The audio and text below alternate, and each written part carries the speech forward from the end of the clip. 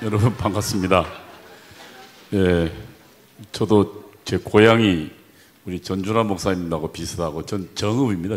정읍에서 태어나서 그리고 아버지 따라서 이제 경상도로 가서 학교를 다녀가지고 제가 말투는 경상도 말투지만 태어나기는 정읍에서 태어났습니다.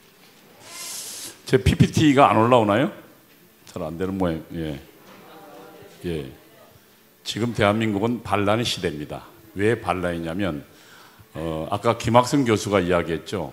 지금 대통령의 비상계엄은요 뭐라고요? 정당합니다. 매우 합법적이고, 그리고 대통령의 비상계엄의 요건에 대해서는 사법심판 대상이 아닙니다. 다시 말하면 대통령만이 할 수 있기 때문에 아무도 이걸 잘했나 못했나 이야기할 수 없다는 거예요. 오히려 국회만이 할 수 있는데 지금 대통령의 비상계엄을 내란을 몰고 있어요. 아까 김학승 교수가 얘기했지만 내란은 딱 두 가지, 여러분 두 가지만 기억하면 됩니다. 하나는 폭동이 필요합니다. 폭동도 그냥 한두 명 모이는 게 아니고 한 지방 자체를 완전히 휘감아도는 폭동이 필요합니다. 이번에 폭동 없었고요. 두 번째, 또 하나는 아예 정부 기관이나 이걸 헌법 기관을 아예 전복시키거나 못하게 해야 돼요. 그러면 이 두 요건은 아무데도 해당 안 됩니다. 그런데요, 12월 3일 대통령이 계엄 선포하자마자 바로 이재명, 박선원, 민노총이 나서서, 그리고 전 언론이 대통령을 내란 수위라고 몰고 있습니다. 대통령은 대한민국을 지키기 위해서 계엄을 했는데 역으로 지금 주사파들의 대통령을 내란 수위라고 몰고 있는 이 반란의 시대에 우리가 살고 있다는 얘기입니다. 저는 반란의 주범이 이재명, 그리고 박선원, 그리고 민노총이라고 생각하는데 여러분 어떻게 생각하십니까? 왜 그런지 하나하나 제가 이야기해 보겠습니다. 다음 넘겨보십시오. 이재명이요, 12월 3일 계엄이 선포되자마자 바로 그 다음 날 국회에 나와서 이렇게 이야기했습니다. 최대한 빠른 시간 내에 대통령을 직무에서 배제해라. 그 다음에 윤 대통령을 국가 내란 범죄 수괴로 딱 지명했습니다. 그리고 계엄령 선포를 반란 행위이자 친위 쿠데타로 정의했습니다. 여러분, 이 이야기가 어디서 나왔을까요? 저는 이재명 뒤에 누가 있는지를 오늘 그 이야기를 하려고 합니다.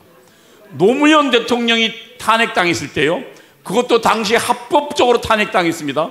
그런데 그때 북한에서 뭐라고 그랬냐면은 이것은 의회 쿠데타라는 우리가 처음 들어본 용어를 이야기했습니다.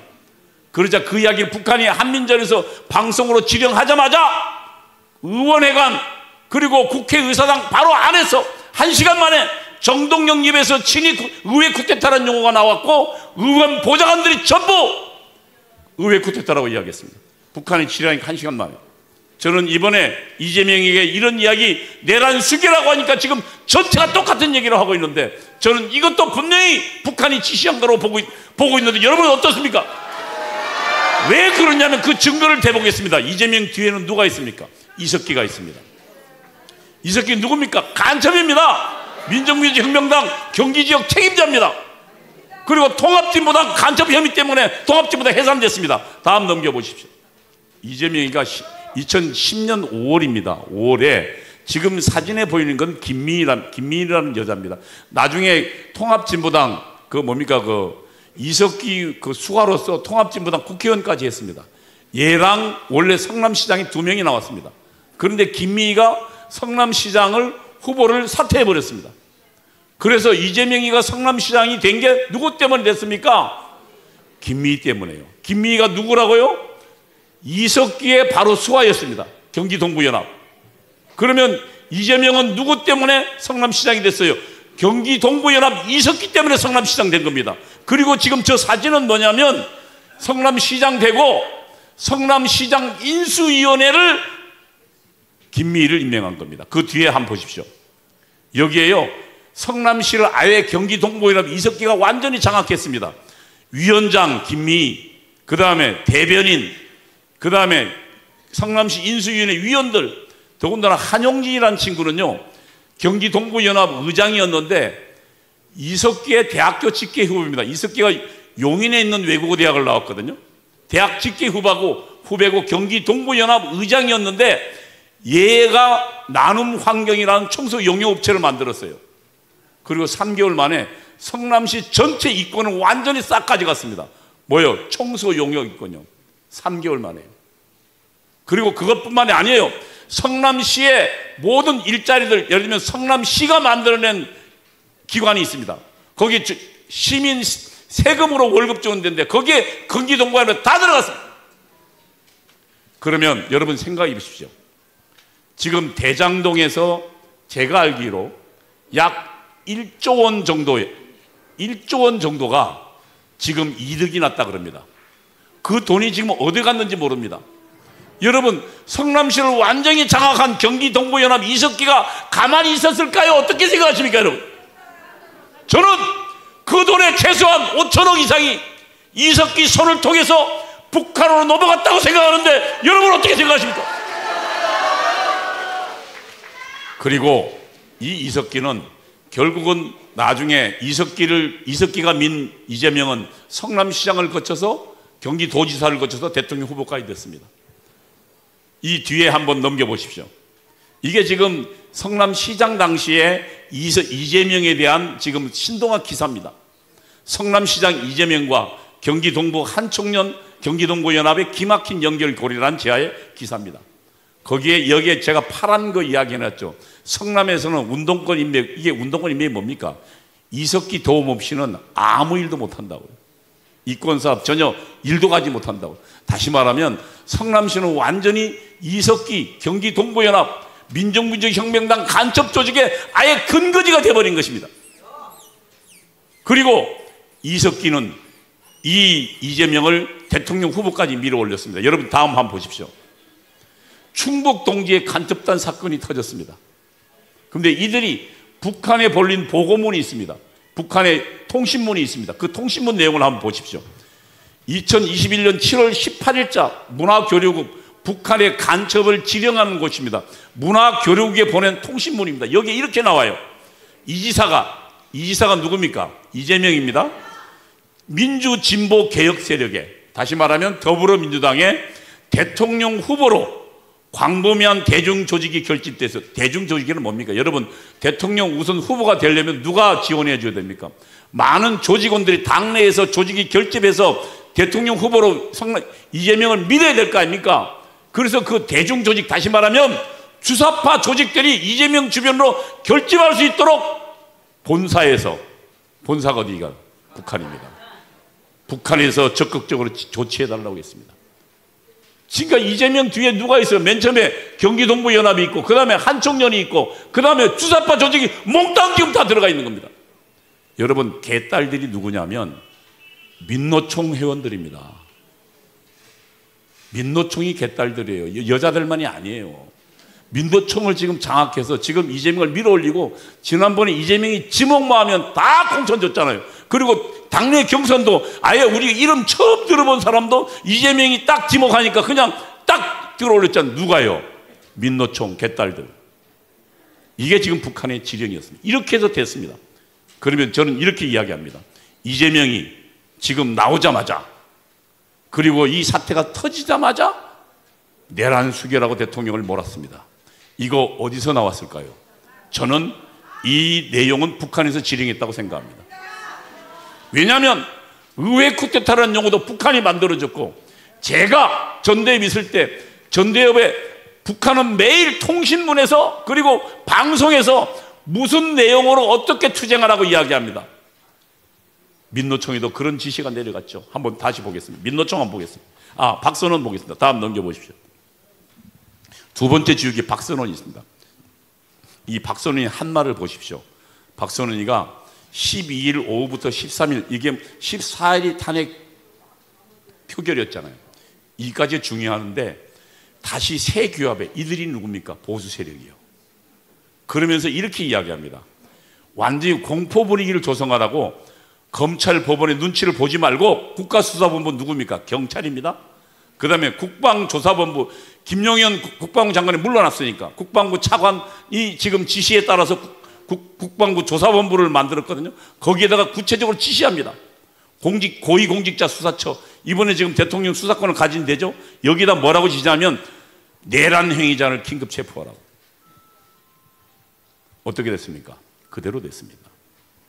그리고 지금 대통령을 긴급 체포하라고 지시했습니다. 이 박선원이가 누구냐? 우리는 여러분이 이 박선원에 대해서 알아야 됩니다. 넘겨보십시오. 2006년도입니다. 노무현 때 이 국정원이 간첩단 사건이 당시 민주노동당에 간첩단이 존재한다는 것을 발견했습니다. 그리고 간첩단을 수사하다 보니까 청와대 핵심 참모 하나가 대통령실의 가장 중요한 대한민국 국가안보에 관한 기밀 내용을 북한으로 넘기고 있다는 사실을 발견했습니다. 나중에 확인해 보니까요, 80만 건이나 넘겼어요. 80만 장. 80만 장이면요, 큰 트럭에 2대입니다. 그게 실시간으로 넘어갔어요. 그래서 확인해 보니까 당시에 노무현 대통령 당시에 청와대 안보전략비서관, 어마어마하게 중요한 자리입니다. 국가안보의 가장 핵심적인 자리입니다. 이 박선원이 있다는 것을 발견했습니다. 그리고 박선원에게 대통령 참모를 수사하려면 대통령 재가가 필요합니다. 그래서 김승규 원장이 대통령을 만났습니다. 그래서 박선원 수사해야겠습니다 했습니다. 그런데요, 이 김승규 국정원장은 결국 박선원 수사 못했습니다. 왜냐하면 자기가 먼저 잘렸거든요. 해임당해버렸습니다. 이 박선원, 다시 말하면 1심의 간첩단들에게 우리 대한민국의 중요한 정보를 실시간으로 넘겨주던 박선원이 문재인 때 뭐 했습니까? 국정원 기조실장이었습니다. 그리고 국정원 1차장 했습니다. 여러분, 국정원 기조실장은 국정원의 예산과 그 다음에 그 인사를 거머쥔 아주 요직 중의 요직입니다. 그래서 원래 대통령 최측근이 갑니다. 국정원은 정보기관이기 때문에 A 파트에서 하는 일을 B 파트에서 모릅니다. 정보 차단의 원칙이 있습니다. 업무 차단의 원칙이. 그런데 유일하게 알 수 있는, 전체 다 알 수 있는 사람이 국정원에 딱 2명이 있습니다. 하나는 원장이죠. 원장은 다 부서의 보고를 받으니까. 그 다음에 물론 대통령이 알지만, 그 다음에 또 하나는요, 기조실장입니다. 왜? 기조실장은 돈을 주니까요. 그러면 무슨 사업한다는 걸 압니까? 모릅니까? 압니다. 그리고 일을 잘하면 또 인사고과에서 얘를 승진시키거나 그러면 직무 해제할 거나 결정도 기조실장이 하죠. 그래서 국정원의 모든 것을 다 들여다보는, 국정원에 어떤 요원이 있다는 걸, 그리고 비밀 요원까지도 누가 압니까? 기조실장이 다 알아요. 이 자리에 간첩 혐의를 받던 박선원이 들어가 앉아 있는 겁니다. 이 박선원이 나중에 아시지만 국정원 1차장을 했고, 1차장은 국내 담당입니다. 그 다음에 지금 현재는 국회에 들어가서 정보위 간섭을 하고 있습니다. 정보위는 국정원을 아주 관장하는 부서입니다. 모든 고급 정보가 다 있습니다. 지금 그자가 국회에 들어앉아서 대한민국의 반란을 주도하고 있는 겁니다, 여러분. 이 상황이 심각한 상황입니다. 적어도 대한민국의 최초의 정말 절대절명 위기에 우리는 몰려 있는 겁니다. 그 다음 넘겨보십시오. 다음요. 민노총은 지금, 다음 넘겨보십시오. 반란 주력권 동원인데 이 사진 보십시오. 12월 7일 날 국회 의사당 앞하고 여의도역 전면에 모인 사람들의 사진입니다. 굉장히 많이 왔습니다. 제가 알기에는 한 7만, 8만, 10만 가까이 왔습니다. 여러분, 이 사람들이 어디서 왔을까요?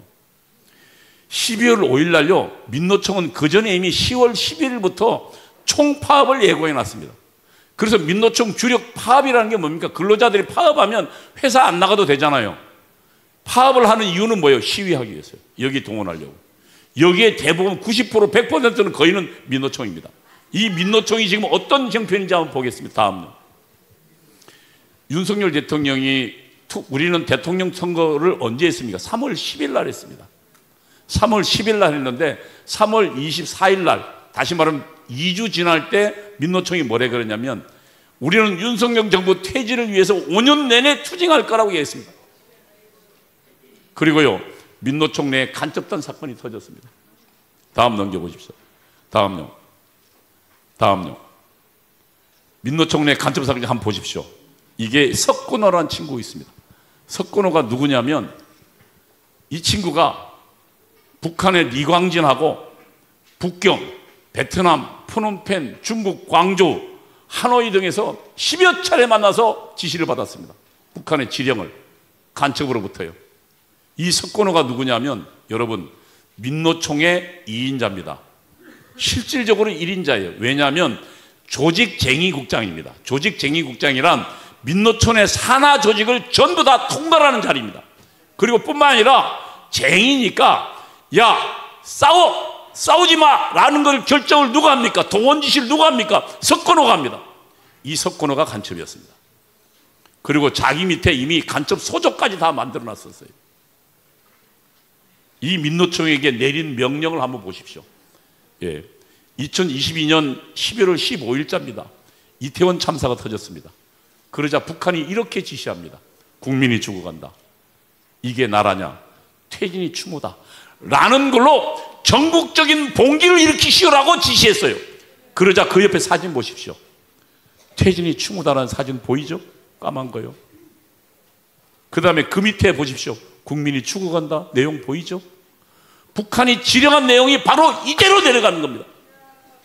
저는 지금 현재 이 탄핵 사태는, 그리고 이들의 반란은 북한의 지령과 그 지령을 수행하고 있는 이재명, 그리고 간첩 혐의자 박선원, 그리고 간첩이 장악했던 민노총에 의해서 주도되고 있다고 생각하는데 여러분 어떻게 생각하십니까? 여러분, 이들은 지금 대한민국을 완전히 반란으로 뒤집으려고 하고 있습니다.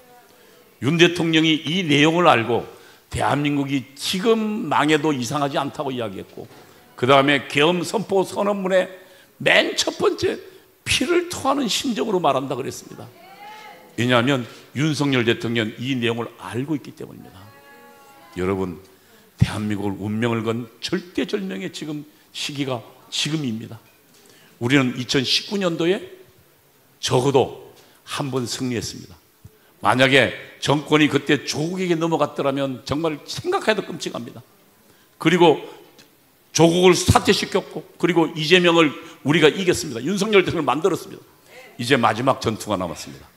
이들은 지금 드디어 모두 골기에서 좌익 세력들이 총골기에 나서고 있습니다.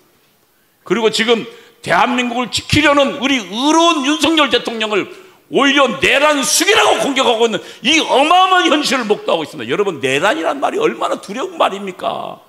저 말은요, 사람들 들으면 감히 움직이지를 못하게 합니다. 그리고 걸핏하면 의원들까지 다 내란 공주자로 몰아붙이잖아요. 이런 말들은 북한이 만들어낸 말이고, 그러나 여기 오는 우리는 지난 12월 7일 또 12월 14일 최대의 관중이 모였습니다. 최대의 우리 국민들이 모였습니다. 왜요? 저들의 반란을 진압하기 위해서요.